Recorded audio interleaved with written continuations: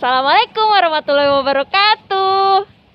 Jadi saya bersama teman-teman. Hai.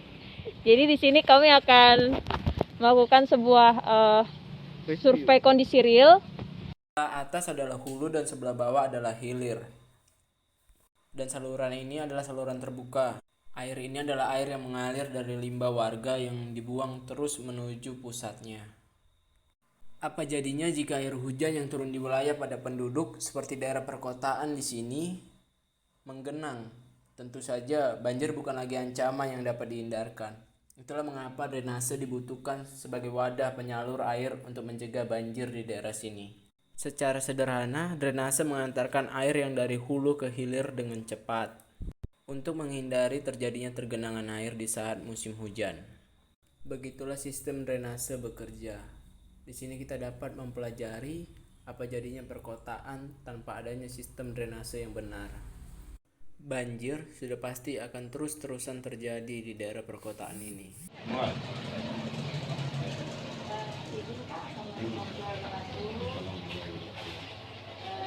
Maaf mengganggu waktunya Pak, mau nanya dengan Bapak siapa sebelumnya? Saya Endi itu.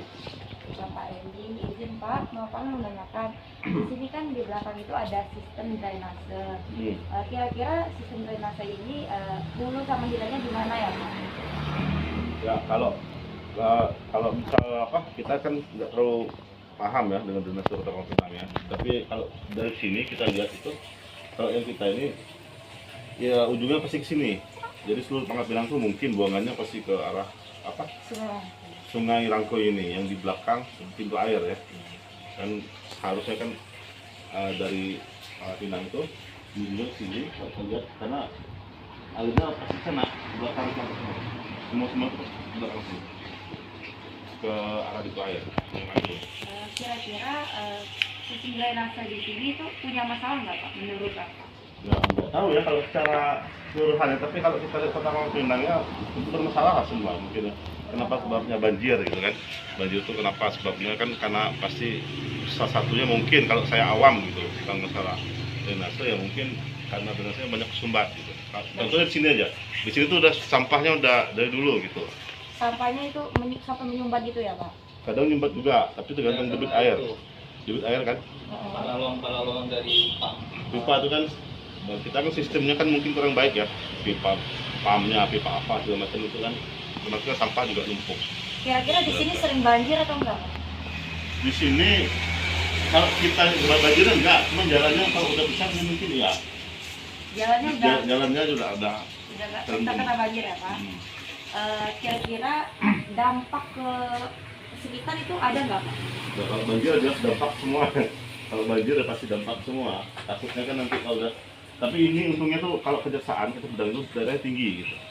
Beda sama yang dekat jalan balai. Kalau ini udah banjir sana apalagi gitu. Paling kayak contohnya tahun berapa itu yang pernah banjir besar gitu kan? 2016 itu sampai belakang ya jalannya tuh sampai begini ya. Sampai di atas pinggang orang dewasa gitu. Kalau udah banjir ya semua repot juga.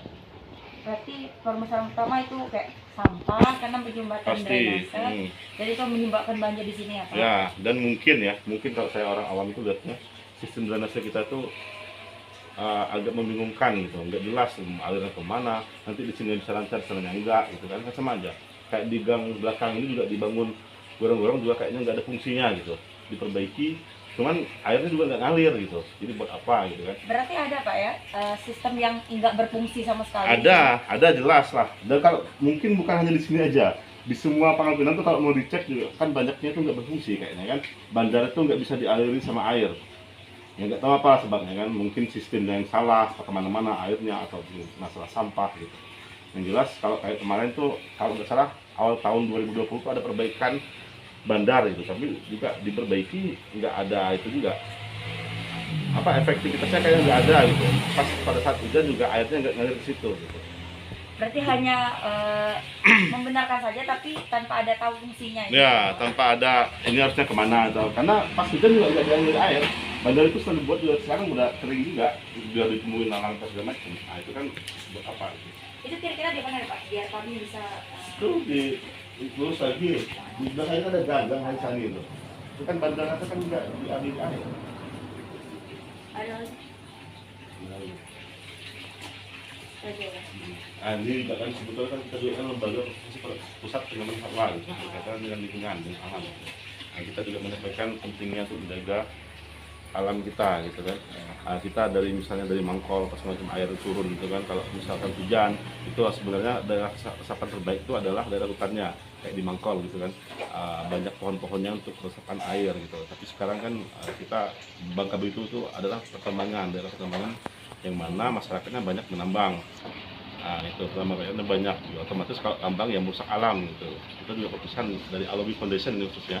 Kita sama-sama menjaga habitat kawasan hutan yang ada di Bangka Belitung biar kita punya resapan air yang baik gitu sebelum terlambat gitu. Jadi sistem drainase ini juga berpengaruh untuk pelestarian flora dan fauna di Bangka Belitung ya Pak? Jelas sekali, jelas kan.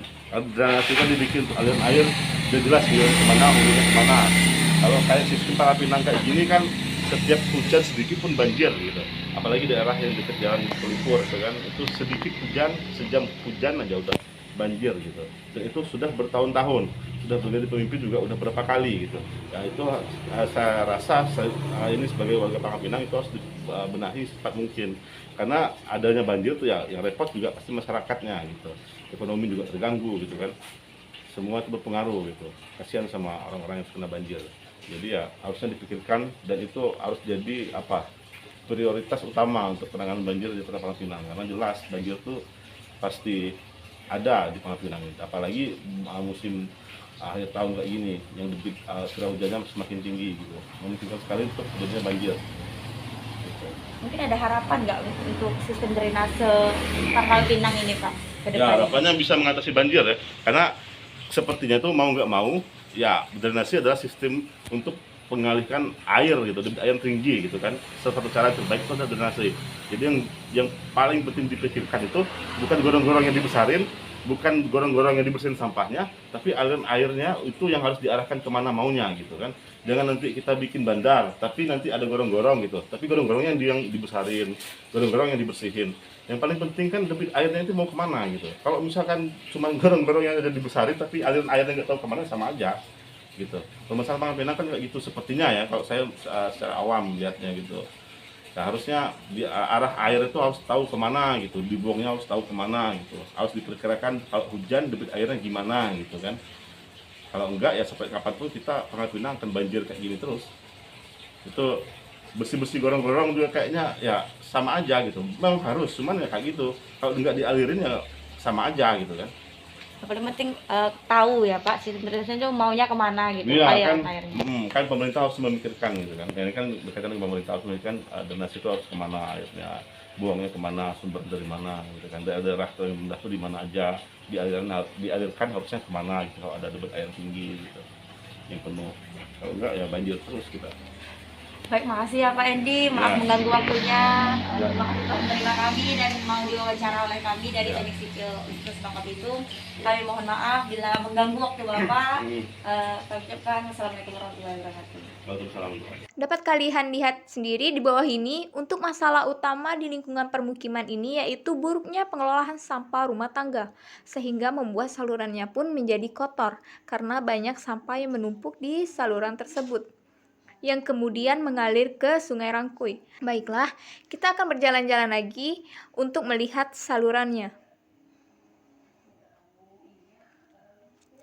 Nah, dapat kalian lihat sendiri, inilah keadaan salurannya tersebut.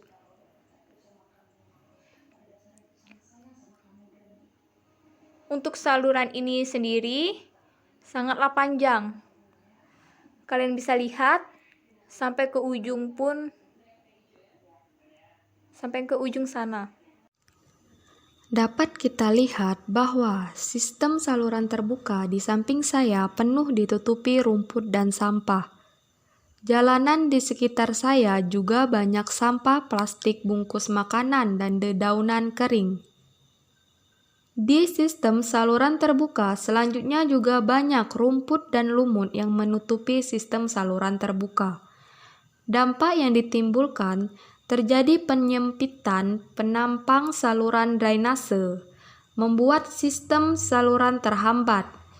Ketika hujan dengan intensitas yang tinggi dan durasi waktu yang lama akan membuat meluapnya air dari saluran yang menyebabkan banjir dan juga dapat menggenangi jalanan. Itu dapat beresiko meningkatkan potensi kecelakaan. Di sebelah sini juga, sistem drainase juga kurang baik.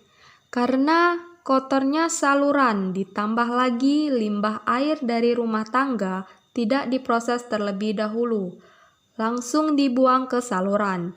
Jika dibiarkan secara terus-menerus, dampak ke depannya adalah gangguan kesehatan, penyakit kulit, aktivitas warga sekitar terhambat karena berkurangnya ketersediaan air bersih akibat banjir.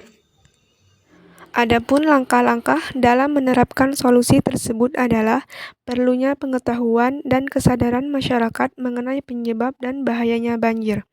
Yang mana dalam hal ini masyarakat perlu menerapkan sikap yang baik dalam mengelola sampah, setidaknya dengan tidak membuang sampah di sembarangan tempat. Karena sistem drainase memiliki peranan penting sebagai saluran air yang mengalirkan air hujan dengan baik sehingga tidak menimbulkan luapan dan genangan di permukiman, jalan, dan lingkungan warga. Kemudian perlunya penanaman vegetasi, khususnya untuk di masyarakat di dataran rendah. Dengan melakukan vegetasi tersebut, setidaknya bisa mengurangi debit air dan mencegah terjadinya erosi. Baiklah, di sini saya akan memberikan tawaran solusi dari masalah yang ada di saluran drainase yang kami survei.